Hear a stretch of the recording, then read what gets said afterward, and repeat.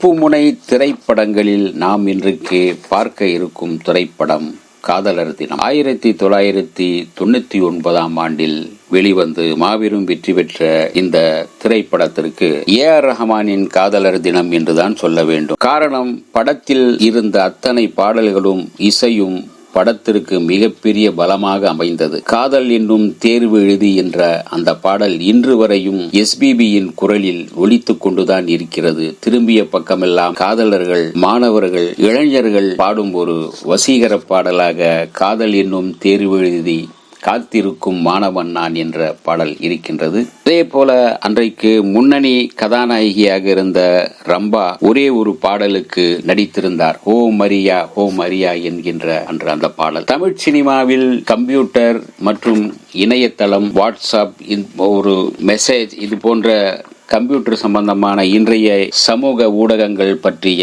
ஒரு விழிப்புணர்வை, கம்ப்யூட்டர் பற்றிய விழிப்புணர்வை முதலில் தமிழ் சினிமாவில் அதிகமாக புகுத்தியது, கொண்டு வந்தது காதலர் தினம் திரைப்படம் தான் என்று சொல்ல வேண்டும். நடிகை விஜயசாந்தியின் மேக்கப் மேனாக வாழ்க்கையை தொடங்கி அதன் பிறகு தயாரிப்பாளரான ஏ.எம். ரத்னம் தயாரிக்க கதிர் இயக்கத்தில் வெளியான காதலர் தினம் மாபெரும் வெற்றி படமாக அமைந்தது. படத்தின் வெற்றிக்கு பெரிதும் துணை நின்றது ஏ.ஆர். ரஹ்மான் இசையில் உருவான பாடல்கள் தான் என்று இன்றைய விமர்சனங்களில் எல்லாம் குறிப்பிடப்பட்டது. காதலர் தினம் திரைப்படத்தில் கதாநாயகன் வேடத்திற்கு முதலில் தேர்வானவர் ஷியாம்தான், நடிகர் ஷியாம்தான். பெங்களூரில் ஒரு இன்டர்நெட் மையத்தில் குணாலை சந்தித்த பிறகு தனது முடிவை மாற்றிக்கொண்டார் இயக்குனர் கதிர். இதே போல கதாநாயகி வேடத்தில் நடிக்க இருந்தவர் இஷா கோபிகர், அவர்தான் கதாநாயகியாக தேர்வு செய்யப்பட்டார். பின்னர் சோனாலி பிந்த்ரேவை தன் படத்துக்கு தேர்வு செய்த கதிர் நண்பர் கே.எஸ். ரவி இயக்கிய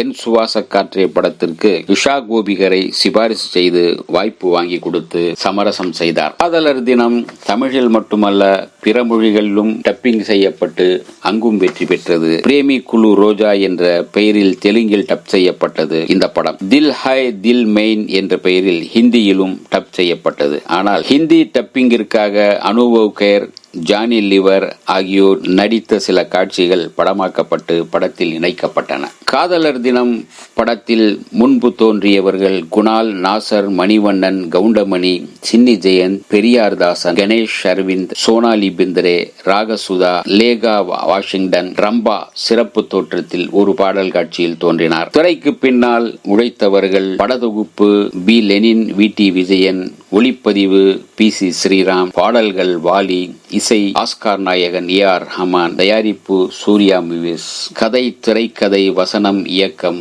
கதிர். காதலர் தினம் படத்தின் கதை சுருக்கம் என்ன பார்ப்போம் வாருங்கள். பிளாஷ்பேக்கில் தான் இந்த கதை தொடங்குகிறது. அதாவது மணிவண்ணனிடம் குணால் தன்னுடைய கதையை, தான் மும்பைக்கு வந்த கதையை, தான் காதல் வயப்பட்ட கதையை, தனக்கு வாய்ப்பளித்த கல்லூரி முதல்வரின் கதையை அப்படியே அந்த தன்னுடைய கதையில் அப்படியே பிளாஷ்பேக்கில் ஆரம்பிக்கிறார். குணால் வறுமையான குடும்பத்தில் பிளர்ந்து வளர்ந்தவர். அவரது தந்தை பெரும் குடிகாரர் என்பதால் குடும்பத்தை நடத்தவே சிரமப்படுகிறார் தாயார். உன் வாழ்க்கையாவது நன்றாக அமைய வேண்டும் என்றால் நீ மும்பைக்கு போய்விடு என்று சொல்கிறார் குணாலின் தாயார். எனவே குணால் மும்பைக்கு வருகிறார். நாசர் நடத்தும் மிகப்பெரிய கல்லூரியில் MBA படிக்க அவருக்கு வாய்ப்பு கிடைக்கிறது. தனது கல்வி தகுதியின் காரணமாகத்தான் அவ்வளவு பெரிய கல்லூரியில் படிக்க தனக்கு இடம் கிடைத்திருக்கிறது என்று நினைத்துக் கொள்கிறார் குணால். ஆனால் உண்மையில் குணால் மீது நாசர் கொண்ட நல்லெண்ணம் காரணமாகத்தான் அவருக்காக இடம் ஒதுக்கப்பட்டிருக்கிறது. அது மட்டுமல்ல, நாசர் வறுமையில் போராடி ஜெயித்து பெரிய கல்லூரி நிறுவனர்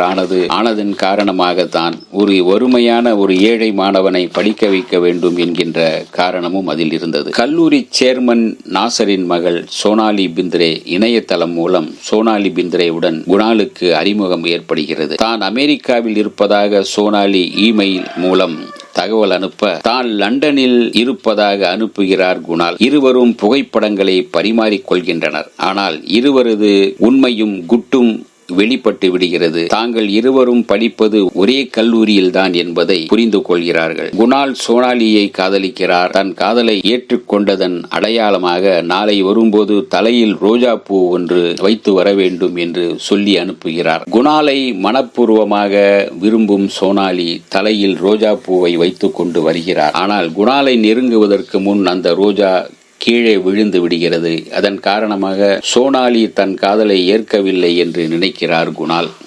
ரோஜா என்கின்ற பாடல் ஒரு சூப்பர் ஹிட் பாடல் இந்த சமயத்தில் வரும். காதல் கடிதம் ஒன்றை எழுதி புத்தகத்தில் வைத்து சோனாலியிடம் கொடுக்கிறார் குணால். ஓடும் ரயிலில் புத்தகத்தை திறக்கும் போது அந்த கடிதம் பறந்து போய் விடுகிறது. இதே போல சோனாலி எழுதும் காதல் கடிதமும் சந்தர்ப்ப சூழ்நிலை காரணமாக குணால் பார்வையில் படாமல் போய்விடுகிறது. காதல் என்னும் தேர்வு எழுதி காத்திருக்கும் மாணவன் நான் என்கின்ற அந்த பாடல் அந்த சமயத்தில் மிக பெரும் வரவேற்பை பெற்றது. அந்த பாடலை மிக சிறப்பாக இசையமைத்து கொடுத்திருந்தார் ஏ.ஆர். ரஹ்மான். எஸ்பிபி வசீகர குரலால் பாடலை பாடியிருந்தார். அதே போல பி.சி. ஸ்ரீராம் அந்த பாடலுக்காக பல அற்புதமான காட்சிகளை படமாக்கி இருந்தார். தன் மகள் சோனாலியை பெரும் பணக்காரர் ஒருவருக்கு திருமணம் செய்து வைக்க திட்டமிடுகிறார் நாசர். ஆனால் குணால் தன்னை காதலிக்கவில்லை என்று நினைத்துக் கொள்ளும் சோனாலி விருப்பம் இல்லாமலே திருமணத்திற்கு சம்மதித்து விடுகிறார். கடைசி முயற்சியாக தன் காதலை தெரிவித்து குணாலுக்கு ஒரு இமெயில் அனுப்புகிறார் சோனாலி.